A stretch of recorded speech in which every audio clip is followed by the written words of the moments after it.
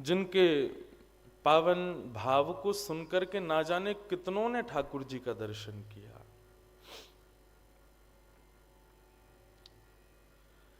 मीराबाई के चरित्र में आता है कि एक जोशी जी नाम के वक्ता हर साल कथा सुनाने के लिए मेड़ता आते थे। जब छोटी सी मीराबाई अपने दादा राव दूधा जी के साथ में कथा सुनने के लिए गईं, तो बाकी के बच्चे तो ऊधम मचा रहे हैं, शैतानी कर रहे हैं, कोई रो रहा है, कोई चीख रहा है, कोई सो रहा है।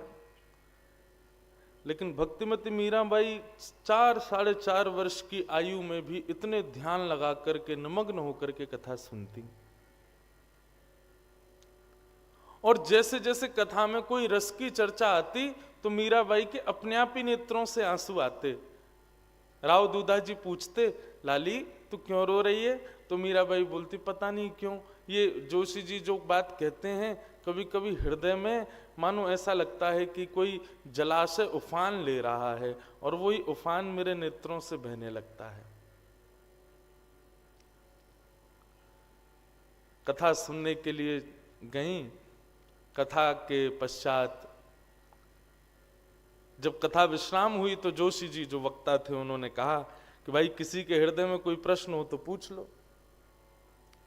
कथा विश्राम हो रही है, किसी के हृदय में कोई जिज्ञासा हो तो पूछ लो। कोई जिज्ञासा अधूरी रह करके मत जाना, कुछ भी जिज्ञासा हो पूछ लो। किसी के हृदय में कोई जिज्ञासा नहीं। एक एक करके सब दक्षिणा रखते जा रहे हैं, प्रणाम करके जाते जा रहे हैं। जोशी जी सबसे कह रहे हैं कोई जिज्ञासा तो नहीं भाई, सब समझ आ गया। बोले आपने 7 दिन कथा सुनाई, उसके बाद भी कोई जिज्ञासा? हमारे हृदय में कोई जिज्ञासा नहीं।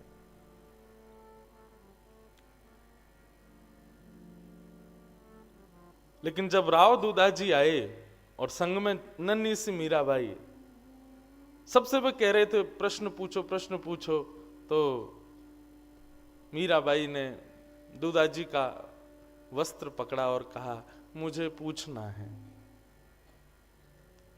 राव दूधा जी बोले तुझे क्या पूछना है? बोले उनसे ही पूछूंगी, मुझे पूछना है। राव दूधा जी गए, प्रणाम किया मंच पर।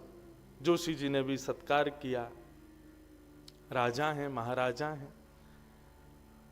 राव दूधा जी बोले आप सबसे कह रहे हैं प्रश्न पूछो, हमारी लाली आपसे प्रश्न करना चाहती है। जोशी जी ने कहा ये छोटी सी लाली क्या पूछेगी? क्या पूछना है बेटा बताओ। अब जोशी जी तो ऐसे ही उसको पुचकार रहे थे जैसे कोई 1-2 साल का बालक। अब बालक तो वो है ही है, 4 साल की है। निश्चित है 4 साल 3 साल का बालक आता है तो मन में लाड़ ही आता है उसके प्रति। लेकिन जोशी जी ने थोड़ा सा ऐसे मीराबाई को थोड़ा पुचकार के अपने कार्य में लग गए। हाँ पूछो बेटा क्या पूछना है। उनको लगा कि ऐसे कोई प्रश्न होगा, छोटी बालिका है।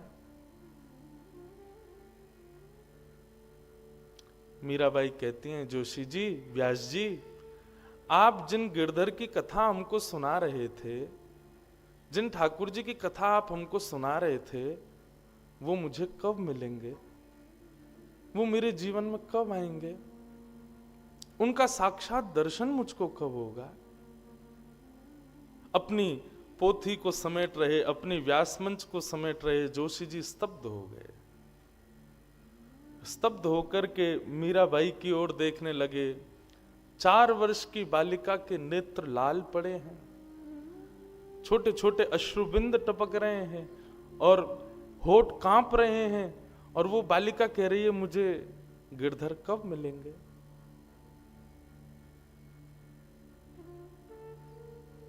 कोई उत्तर नहीं था व्यास जी के पास। लेकिन इतना प्रेम उमड़ रहा था मीराबाई के प्रति, जोशी जी ने मीराबाई को उठा करके व्यासपीठ पर ही अपनी गोद में बिठा लिया, हृदय से लगा लिया। अत्यंत शीतलता का अनुभव होने लगा और बोले बेटा तुझे कब मिलेंगे ये तो मुझे नहीं पता, पर तेरी वजह से लाखों को मिलेंगे ये मुझे पता है, तेरी वजह से हजारों को दर्शन होगा ये मुझे पता है। ऐसी भक्तिमती मीराबाई। बंधुओं, भक्ति कोई वक्ता के सुनाने से आपके हृदय में प्रकट हो जाए, किसी भक्त के संग करने से आपके हृदय में प्रकट हो जाए, किसी माहौल में रहने से आपके हृदय में प्रकट हो जाए, ये निश्चित है। परंतु यह भी निश्चित है कि भक्ति प्रकट हुई है तो इसका मतलब आपका चयन पहले ही किया जा चुका था, बस उस समय की देरी थी, उस समय का कुछ भाव आना बाकी था।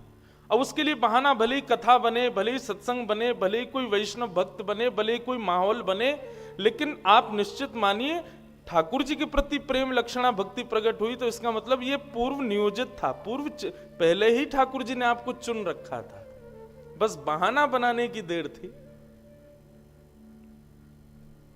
जैसे एक माधवी गोपी मीरा के रूप में प्रकट हुई, निश्चित है आप इस बात को कह सकते हो, मैं और आप, हम लोग भी अपने पूर्व जन्म में कोई ठाकुर जी के थोड़े सामीप्य के कुछ तो रहे होंगे,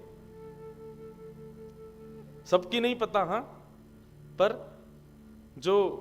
जिनका कृष्ण तन कृष्ण मन कृष्ण ही हमारो धन, आठों याम ऊधों में कृष्ण ही सो काम है, जिनको कृष्ण के अलावा कुछ नहीं चाहिए। हमारी बड़ी संकट पड़ती है कहीं कहीं, कथा करने वाले हैं ना, अब मन में तो कृष्ण प्रेम है, लेकिन जरूरी नहीं है कृष्ण प्रेमी ही हर जगह मिलते हैं। कथाएं करने जाते हैं तो कहीं कहीं बड़े विचित्र श्रोता भी मिल जाते हैं। तो सच बता रहे हैं, कोई व्यासपीठ पे बैठ के कुछ छुपाओ नहीं, लेकिन जहां प्रेमी श्रोताओं की कमी होती है ना, वहां तो बस ये लगता है 7 दिन कब पूरे हों, हम जाए यहां से। लेकिन जहां वैष्णव तिलकधारी, जहां पर थोड़े भी प्रेम लक्षणा भक्ति जिनके हृदय में होती है, ऐसे लोग थोड़े बहुत भी मिल जाते हैं ना, तो मन करता है कि अपने हृदय के सारे भाव उड़ेल दें यहां पर। और विश्वास मानिए गांधी धाम में मन होता है।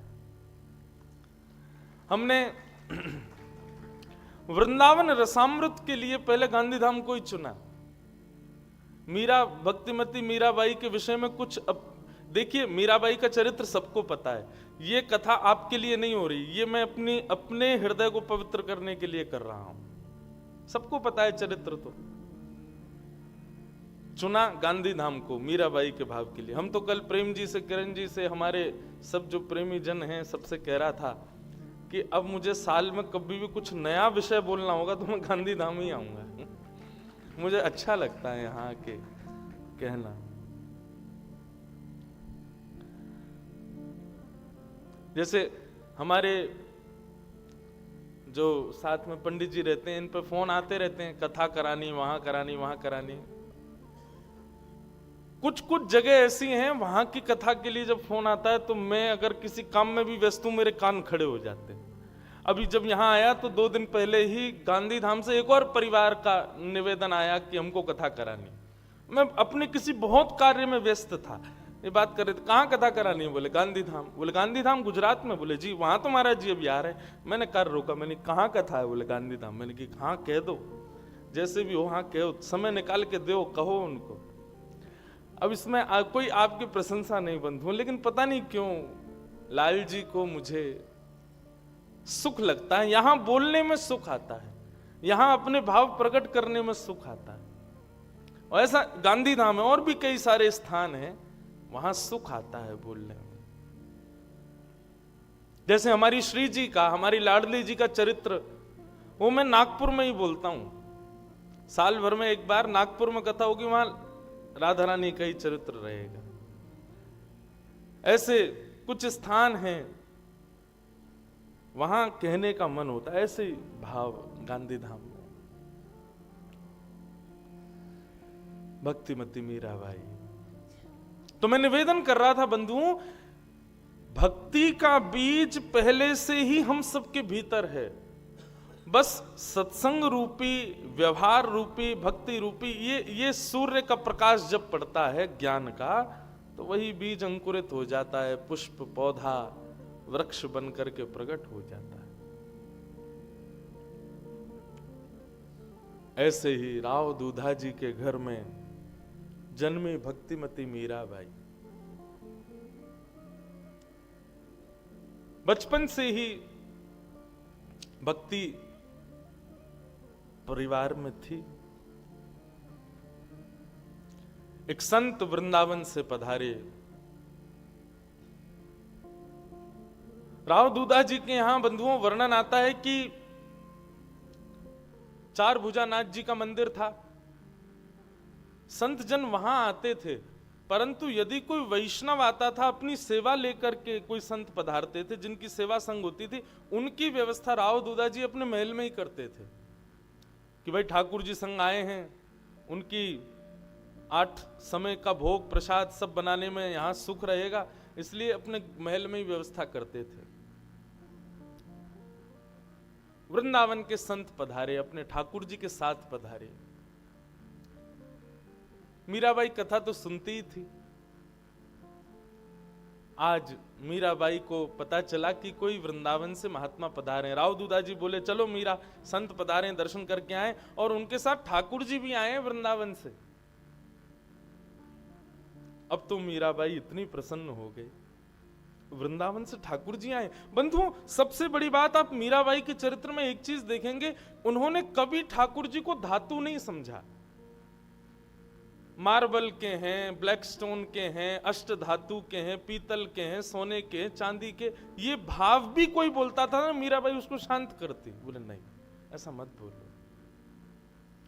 मीराबाई कहती कि जैसे मेरा चित्र किसी ने बनाया तो मेरा चित्र है, तो इसका मतलब यह भी है कि मैं भी हूं।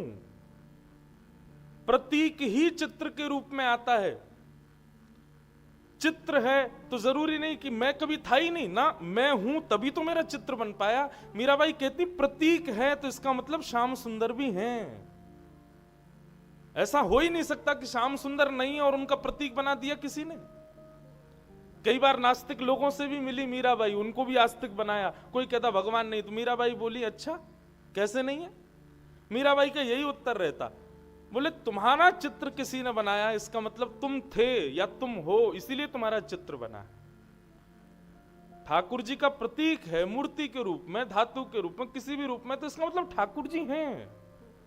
वो कभी अपने मन में अविश्वास नहीं। भक्ति की बंधुओं 3 धारा, विश्वास, संबंध और समर्पण। मीराबाई के चरित्र में तीनों मिलेंगे आपको। बाल्यकाल से ही इतना विश्वास ठाकुर जी के प्रति, कभी ये नहीं विचार किया कि कोई मूर्ति।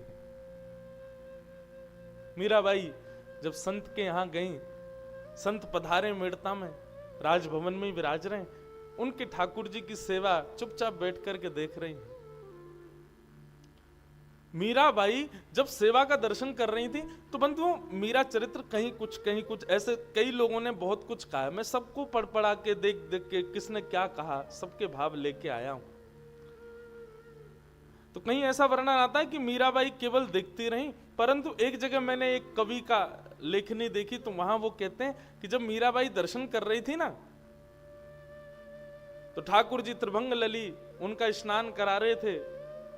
संत स्नान के बीच में मीराबाई अपलक नेत्रों से जब देख रही थी तो ठाकुर जी ने अचानक ही ऐसे इशारा किया मीराबाई को, और जैसे ही ये इशारा हुआ मीराबाई का रोम रोम कंपित हो गया, रोए खड़े हो गए, और देखते ही मीराबाई उतावली हो गई। अब तो वो रोने लगी, ये तो मुझे बुला रहे, ये तो मेरे हैं, ये तो मेरे ही हैं, मेरे पास ही रहेंगे, ये तो मेरे हैं। मीराबाई हट करने लगी। दूधा जी बोले अरे नहीं, हमारे 4 भुजानाथ जी हैं ना, वही हैं हमारे, ये संत भगवान के, ऐसे मत करो। संत भगवान भी सुनकर के आश्चर्यचकित हो गए, बोले बालिका आई आती कहने लगी तो मेरे ठाकुर जी।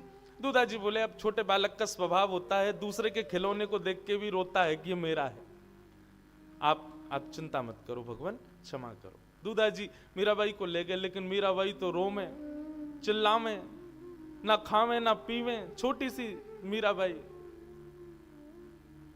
मुझे तो गिरधर लाल चाहिए, मुझे तो वही ठाकुर जी चाहिए। अब मीराबाई कैसे वर्णन करे कि वो मुझे ऐसे बुला रहे थे अपने पास। रात भर रोती रही, माँ बैठी है, पिताजी बैठे हैं, दूधाजी बैठे हैं खिलाने के लिए, लेकिन खा ही नहीं रही कुछ भी, बस रोए जा रही हैं। संत भगवान अपने ठाकुर जी की सेवा कर रहे थे। उनके साथ एक सेवक आया था, उस सेवक को किसी ने जाके बता दिया, बोले कि दूधा जी की जो पोती है मीरा, उसने जब से तुम्हारे ठाकुर जी देखे तब से उसने भोजन पानी सब छोड़ दिया, रो रही है, उसको यही चाहिए। और आपस में चर्चा ऐसी हुई कि भाई देखो तुम लोग समझो बात को, राजा दूधाजी साधारण नहीं है, और राव दूधाजी की पोती अगर 1 दिन 2 दिन भोजन नहीं करेगी तो तुमको पता परिणाम क्या होगा। राजा हैं भैया, ये किसी के सगे नहीं होते। संत को डाल देंगे कारागृह में, ठाकुर जी जाके दे देंगे मीराबाई को। सेवक ने जाके ये बात महात्मा जी को सुना दी। बोले महाराज, हम वृंदावन से राव दूधाजी के यहाँ इसलिए आए थे ताकि यहाँ पे बहुत संतों का सम्मान होता है, लेकिन आप सोच लीजिए वो जो राव दूधाजी की पोती है वो कल से भोजन पानी नहीं कर रही है, 1 आध दिन उसने नहीं खाया तो फिर मैं और आप दोनों कारागृह में जाएंगे ठाकुर जी की वजह से। और आधी रात में ही महात्मा अपने ठाकुर जी को छुपा करके झांपी जी में और चले गए मेड़ता से। सुबह जब राव दूधा जी को पता चला कि महात्मा चले गए भय के कारण, तो उनको बड़ी आत्मग्लानि हुई।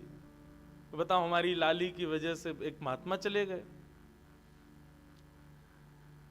थोड़ी दूर महात्मा पहुंचे, वहां जाकर के ठाकुर जी की पुनश्च सेवा आदि प्रारंभ करने लगे, लेकिन यहां मीराबाई की जो स्थिति है वो दिन ब दिन बिगड़ती जा रही है।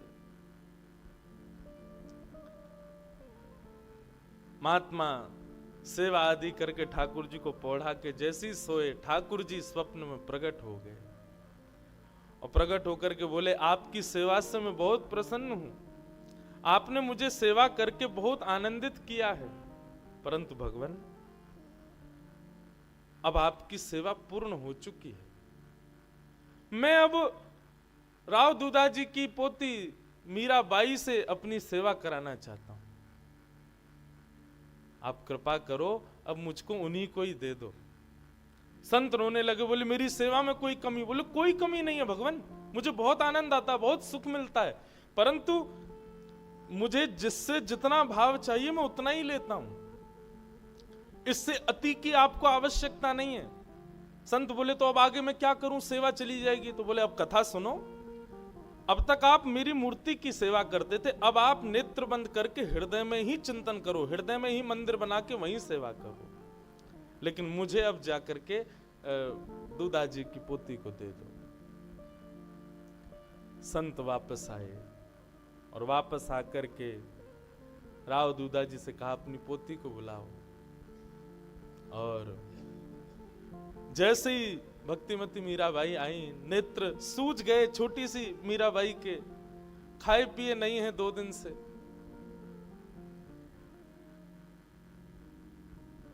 संत ने अपने ठाकुर जी प्रदान कर दिए।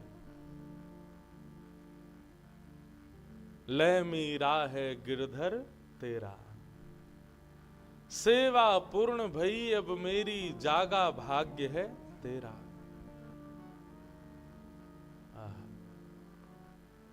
मीराबाई को अपने ठाकुर जी प्रदान कर दिए संत ने। अब तो मीराबाई को जैसे ही ठाकुर जी मिले बड़ी प्रसन्न हो गई, हृदय से लगा करके पूरे राजभवन में घूम रही हैं। बंधुओं, ठाकुर जी का ये नियम है, किसी को यदि बहुत संयोग दे रहे हैं तो निश्चित है किसी को वियोग दे के आए हैं, और जिसको बहुत संयोग दिया है निश्चित है कि एक ना एक दिन उसको भी वियोग देंगे। ये भक्ति सिद्धांत है ठाकुर जी का। वियोग के बिना भक्ति पुष्ट नहीं होती। जो कभी ठाकुर जी के लिए 2 नीर जिसके नेत्रों से नहीं निकले, समझो वो अभी वैष्णव हुआ ही नहीं, वो उसके हृदय में अभी भक्ति भाव आया ही नहीं, और वो ना कभी उसको ठाकुर जी ने स्वीकार किया भी नहीं है अभी तक। केवल मंदिर जाना, पूजा आदि अर्चना कर देना, आदि आदि करके पूरा जीवन व्यतीत कर देना मात्र से आपने पुण्य कमाया। लेकिन ठाकुर जी को अर्पित करना ठाकुर जी को अर्जित करना चाहते तो उसके लिए प्रेम लक्षणा भक्ति तो आवश्यक है, और वो बिना विरह के नहीं आ सकती। विरह तो आएगा जीवन में। आप मुझे एक भक्त का नाम बता दो जिसने बिना विरह के ठाकुर जी को पाया हो, एक भी नहीं। इसलिए मैं कथा में कहा करता हूं, विरह वरदान है ठाकुर जी का। संत तो बेचारे रोते हुए वहां से चले गए। अरे कोई अपने अपने हृदय के ठाकुर जी, बंधुओं ठाकुर जी की जब सेवा होती है ना, तो वो जो निरंतर सेवा करते हैं वो मूर्ति थोड़ी मानते हैं, वो अपना चित्त ही मानते हैं। उनको कोई दूर कर दे, क्या स्थिति हो। मीराबाई को कष्ट भी हो रहा है हृदय में कि मेरी वजह से एक महात्मा दुखी हो गए, लेकिन प्रसन्न भी हैं, मेरे नाथ मेरे पास आ गए। संत तो चले गए। अब मीराबाई ठाकुर जी को लेकर के अपने कक्ष में आ गई। सुंदर अपनी ओढ़नी, नई ओढ़नी बिछाई, एक लकड़ी के पाटे पर ठाकुर जी को विराजमान कर दिया। उनके सामने थोड़ी पर हाथ रख के बैठी और उनसे बातें कर रही हैं। तुम तो बड़े प्यारे हो, देखो तुम्हारे नेत्र कैसे हैं, जैसा जोशी जी सुनाते थे कथा में बिल्कुल वैसे ही हो। नाक कितनी प्यारी तुम्हारी है, थोड़ी कितनी सुंदर सी लग रही है। अब तुम मेरे पास आ गए हो, मैं खूब तुमको सजाया करूंगी, खूब तुमसे बातें किया करूंगी, हम दोनों संगी रहा करेंगे। इस प्रकार वार्तालाप कर रही हैं। तुम्हारा मन तो लग रहा है ना, दुखी तो नहीं हो ना, याद आ रही होगी ना संत की, लेकिन क्या करें, अब मुझे तुमसे प्रीति इतनी हो गई और तुमको भी हो गई। बताओ, संत तो चले गए थे, तुम ही आ गए उनके साथ। बेचारे बहुत रोए थे जब जा रहे थे, पर क्या करूं, मुझे तो तुम्हारे साथ ही रहना है। बिल्कुल ये भाव ही नहीं है मीराबाई के हृदय में कि एक कोई प्रतिमा है। वो चर्चा करती हैं और प्रश्न भी करती हैं और उत्तर भी स्वयं ही सुन लेती हैं। हमारे घर में एक और ठाकुर जी हैं, चार भुजानाथ, तुमने देखा उनको? मैं दिखाऊंगी, मैं लेके चलूंगी, उनको देखना। रोज ऐसे बनकर के बैठते हैं जैसे दुल्हा हूं, लेकिन मैं भी उनसे सुंदर तुमको सजाया करूंगी। ऐसी वार्ता मीरा करती। घर के सब लोग मीराबाई के इन भावों को एक बालपन मान करके समझ जाते हैं। राव दूधा जी के पास गई, बोले कि अब तो मेरे गोपाल जी आ गए हैं, दादाजी उनका नामकरण करो। राव दूधा जी बोले कुछ भी नाम धर दो, बहुत सारे नाम हैं इनके। बोले नहीं, आप कोई एक नाम बताओ। बहुत सारे नाम बताए। बोले गोपाल जी रख दो, कन्हैया रख दो, कृष्ण रख दो, माधव रख दो, मधुसूदन रख दो, केशव रख दो, गिरधर रख दो। मीरा बोली अंत में कौन सा नाम बताया आपने? बोले गिरधर। हाँ दादाजी, गिरधर अच्छा नाम है, गिरधर प्यारा नाम है, अब मैं इनको गिरधर बोलूंगी। लेकिन दादाजी गिरधर नाम का मतलब क्या होता है? तब राव दूधाजी मीराबाई को बैठा के सुनाने लगे। ब्रजवासियों के देवता इंद्र, इंद्र की पूजा ब्रजवासी करते थे। तब श्री कृष्ण ने सबको समझाया, बोले कि भैया इंद्र तो देव है, ऐसे 33 कोटि देवताओं के अधिपति नारायण हमारे ब्रजमंडल में गोवर्धन नाथ के रूप में विराज रहे, उनकी पूजा करो। सब ब्रजवासियों ने 56 भोग बनाए, बैलगाड़ियों में सजा करके लेकर के गए और जाकर के गोवर्धन नाथ का अभिषेक किया, परिक्रमा की, पूजा की। इंद्र को गुस्सा आया तो इंद्र ने मेघमाला बरसा दी, और जैसे ही वर्षा बरसने लगी तब नन्हे से बाल कृष्ण ने 7 कोस लंबे चौड़े गिरिराज पर्वत को अपने बाम हस्त की कन्नी उंगली पर धारण कर लिया, और उस समय सब ब्रजवासियों ने उनका नाम गिरधर रखा।